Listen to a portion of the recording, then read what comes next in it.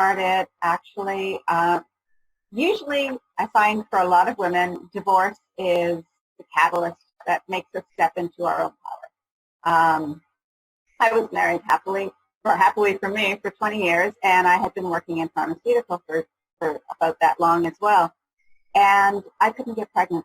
When I was in pharmaceutical, I always knew I wanted to heal people. I wanted to go to school and be a doctor. And then, you get your first job. I became an airline stewardess. It was like, I am never going back to university for 7 years to do this. And every medicine I took always made me sick. I was one of these people, I couldn't even take an aspirin without having side effects.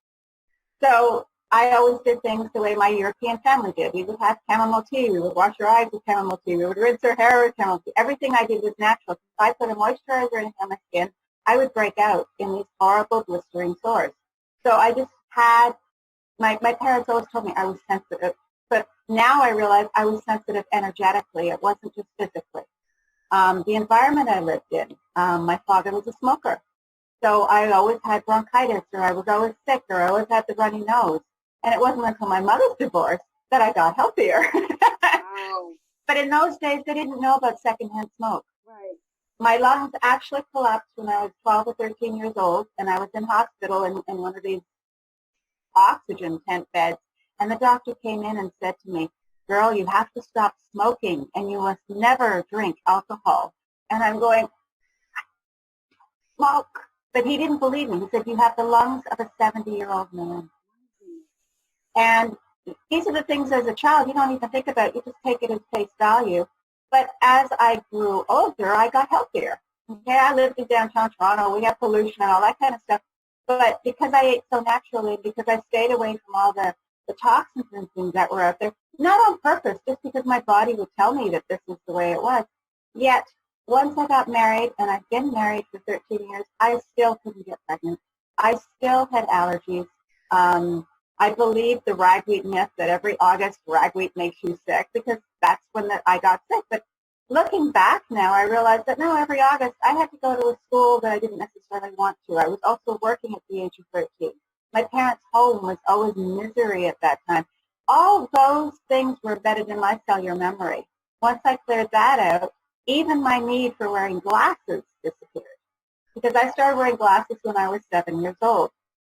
That was also the year I saw my father beat my mother for the first time. I only spoke German. They put me in an English public school. It took teachers 2 years to figure out that quiet kid at the back of the room didn't have a clue what was going on, because I was no trouble. I didn't speak English.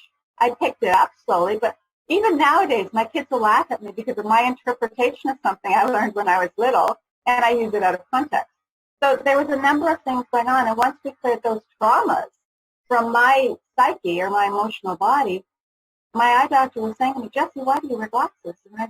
And I'm 52 years old. I'm now 60, but at that time, I said, I've always worn glasses. I use them for distance. He said, Jessy, you've got better than 20/20 vision. Why do you wear glasses? And it's funny, because my glasses were always sitting on my head or in my pocket or somewhere near me, because they were my crutch to see the world the way other people saw the world. And I put them on, and I took them off, and I said, if people see you to drive like this, no wonder we have accidents. But it was like that started my realization 10 years ago that the energy work I was doing wasn't just working emotionally, it was clearing me physically. And people tell me every day that I don't look 60. I don't yet have gray hair.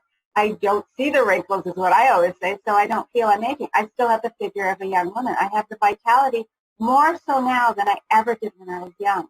And when we clear our internal baggage and our parents' internal baggage, we change. Like all the wrinkles and the scars, I quite often will say to people while they're in a hypnotic state, do you need to show your battle wounds and scars? Is this your badge of honor to show how much trauma you've endured in your life? Can we end that cycle now?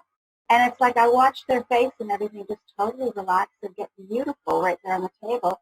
And then they walk down the stairs with a spring in their step, and their aches and pains are gone. And it's like, wow, we're just trying to prove to the whole world that we're surviving and going through all this stuff. And it's every day is fascinating for me.